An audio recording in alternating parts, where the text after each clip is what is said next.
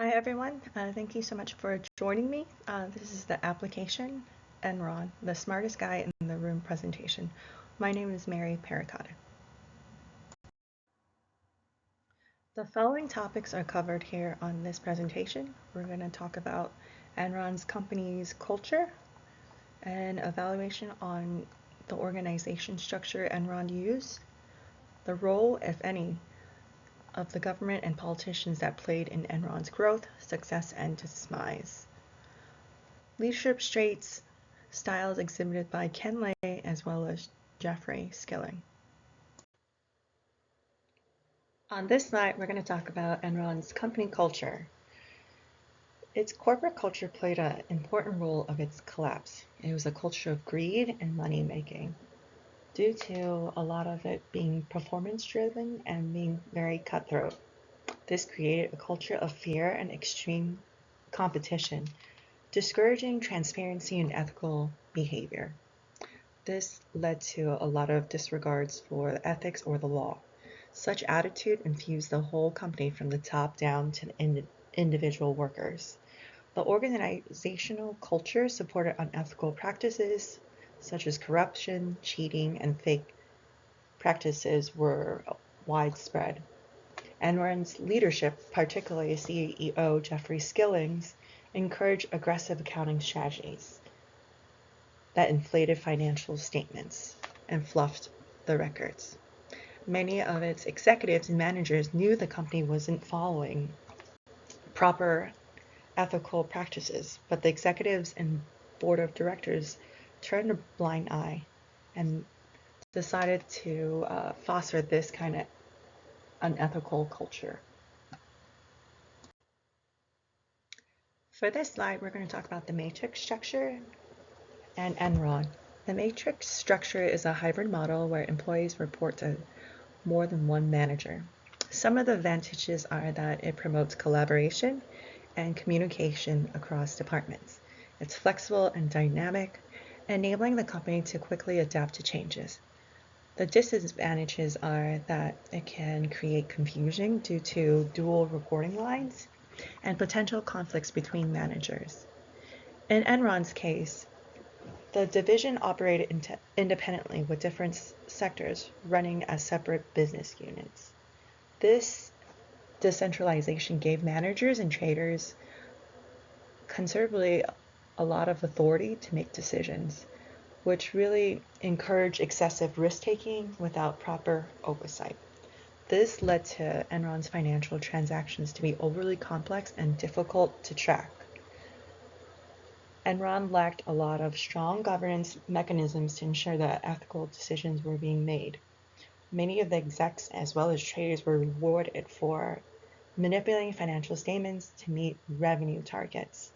This lack of transparency allowed for unethical practices to go unnoticed with no accountability. We're going to discuss the roles government politicians played in Enron's growth, success, and demise. On our left here, we're going to speak about the growth and success. Deregulations of the energy sector led to the removal of restrictions on energy trading and allowed companies to set their own prices. Enron benefited greatly during the 1990s. This allowed Enron to manipulate energy prices, particularly in California. Companies had close ties with both Republican and Democratic politicians, specifically with the Bush administration. Enron spent millions lobbying politicians to influence legislation that benefited the company. The company had such close ties with the Bush administration because the former CEO, Kenneth Lay, was a major political donor and advisor to President George W. Bush. On the right here, we're going to speak about the collapse.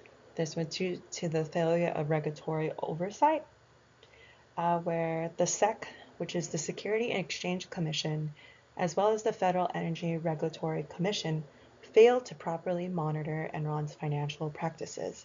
This type of lax accounting regulation allowed Enron to engage in mark-to-market accounting and hide their debt through special purpose entities. During the California energy crisis in the early 2000s, Enron took advantage of the deregulated electricity market and engaged in market manipulation. This caused many rolling blackouts that skyrocketed energy prices in California.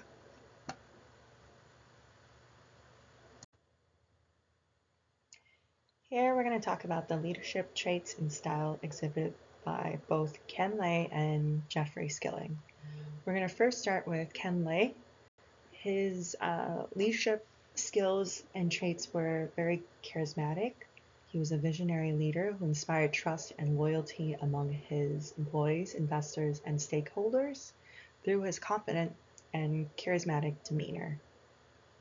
He was also very strategic focused, known for his articulate and bold vision for the future of Enron.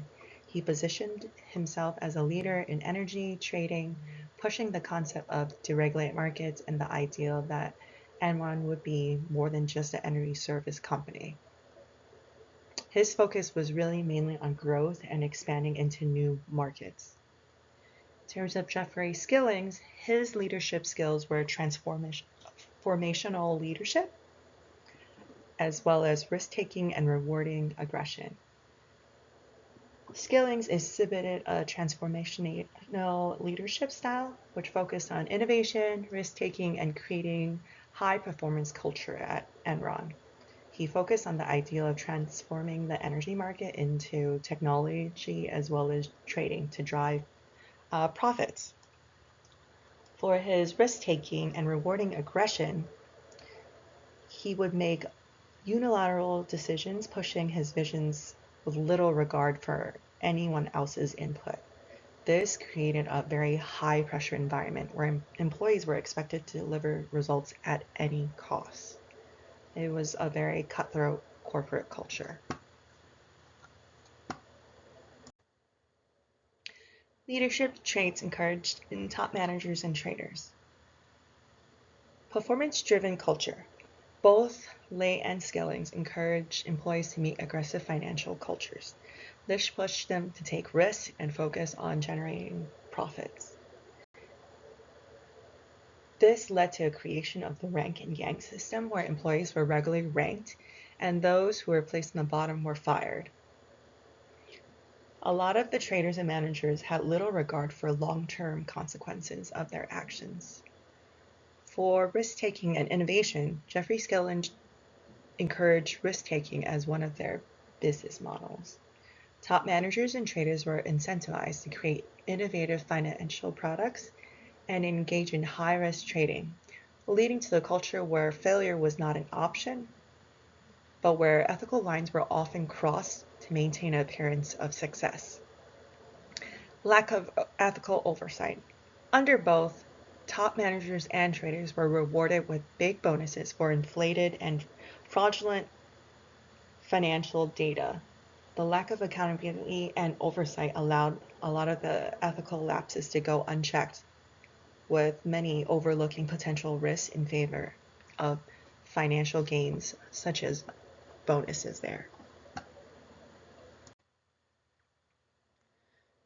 So this is the reference of some of the sources that I got information from besides the video. Enron, the smartest guy in the room. Thank you so much for joining me here.